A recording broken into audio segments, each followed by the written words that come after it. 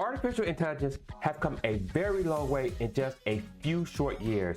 Over the past few years, one of those leaders have been OpenAI and ChatGPT. They have pushed the boundaries of what AI can do and what AI is becoming. It is becoming essential not only in our daily lives, but also in the enterprise as well, as people are using it to make their jobs faster, more efficient, and easier. This past week, we've heard a number of key announcements from OpenAI. They've inked deals with AMD. They also recently linked deals with NVIDIA. At their Dev Day this past week, they announced key improvements. We're talking about app integration and ChatGPT evolving into an operating system. So in this video, guys, tag along with me as we dive deep into what all that is. We're going to take a look at how this app integration works and discuss the future of ChatGPT.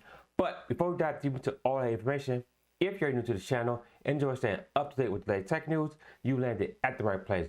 Do me a huge favor, hit that subscribe button, hit that notification bell, and hit that like button if you enjoy this video. All right, let's dive into this article. All right. What's up with ChatGPT becoming an operating system? Now, this is an original article out of techradar.com. So just this past day or two, they've had OpenAI Dev Day where they have announced a number of key improvements and big deals. And the one I'm going to cover in this video is talking about app integration. So let's dive into this. So we found out that ChatGPT now has third-party apps, just like your mobile phone does, but with a few differences. Apps in ChatGPT don't have their own launch icon or their home screen as they do on your mobile devices.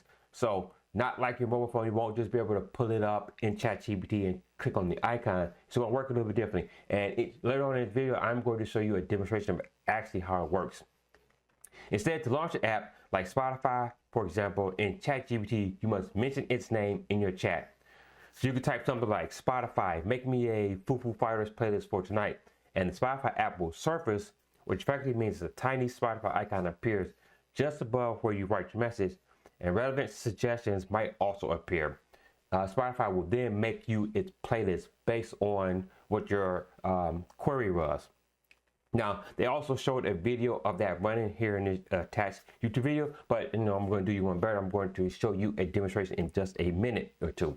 There are already several apps from Booking.com, Canva, Coursera, Expedia, Figma, Spotify, and Zillow are available right now. And if you're in the EU, these are not available as they will launch later. Going on here, there are only 7 apps right now that you can use with ChatGPT, but later this year, OpenAI has said that it will be accepting app submissions for review and publication. It sounds like there's going to be some money to be made in the ChatGPT land. So it looks like finally this may be one of the key factors that's going to allow OpenAI to actually become profitable. Because right now they're still losing money. They're not making any money, and they're not scheduled to make money until I believe like 2028 or 2029. So they're still making money.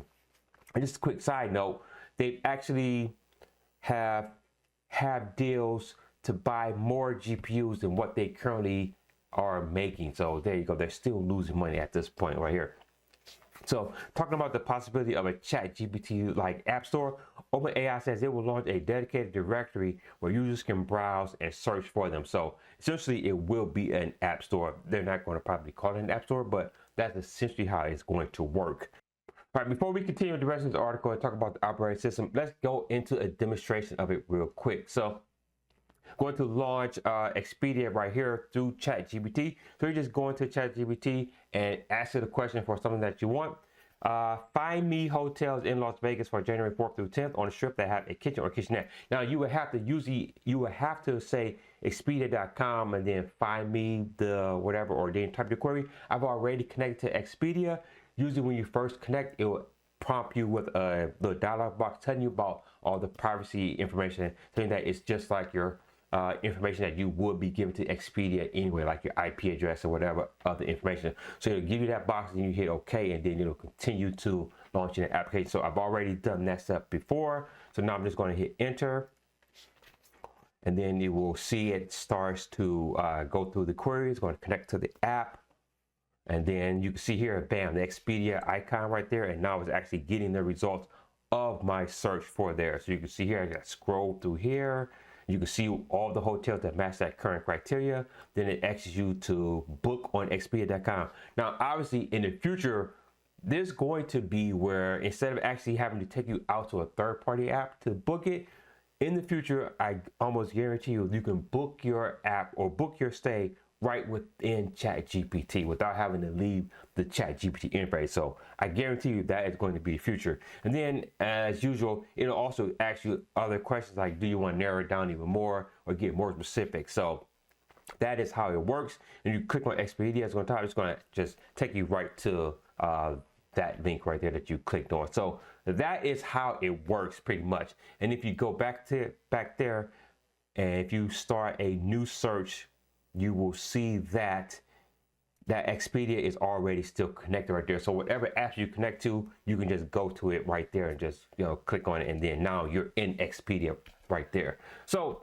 that is a brief demonstration of how that works, and that said that is working right now if you're in the US. Continuing with the rest of the app, the first universal interface at Dev Day 2025, OpenAI's Nick Turley, head of ChatGPT, said that going forward, ChatGPT will function more like an operating system. Where you're going to see over the next 6 months is an evolution from an app that is really useful into something that feels a little bit more like an operating system. So just imagine a future where you boot up your desktop or your laptop or some type of device, and it just goes right to ChatGPT. No Windows, no Apple, no Linux or whatever. It's just straight ChatGPT. And maybe there are not any icons anymore. You just start talking with the app and chatting with the app to get to whatever you want. So say for instance, I wanted to pull up a Word document. I say, open up Microsoft Word. Maybe I'll type that or say that to the application, and it will open up for you. So that sounds like the future that ChatGPT may be envisioning. So again, AI is booming, and it is not slowing down. We see what OpenAI is doing. They're pushing the envelope and pushing the limits of what AI can do right now. And it's just our imagination is just what our limit is. So that is very exciting. But let me know what you guys think about that down in the comment section down below. Is this something that you find useful, or do you think it's gimmick, or do you think it's cumbersome? Drop that in the comment section and let me know what your thoughts are. Once again, thank you for taking time out to watch this video. Again, if you enjoy staying up to date with the tech news, do me a huge favor. Hit that subscribe button, hit that notification bell, and hit that like button. If you want to stay up to date with the latest tech news, head over to ScienceNerd.com, where I curate tech news from around the web, covering Apple, Samsung, Google, Android, computing, and even more general tech news, all at the website, ScienceNerd.com. And for even more tech news in video form, check out one of these 2 videos right here. Until the next video, guys, stay nerdy.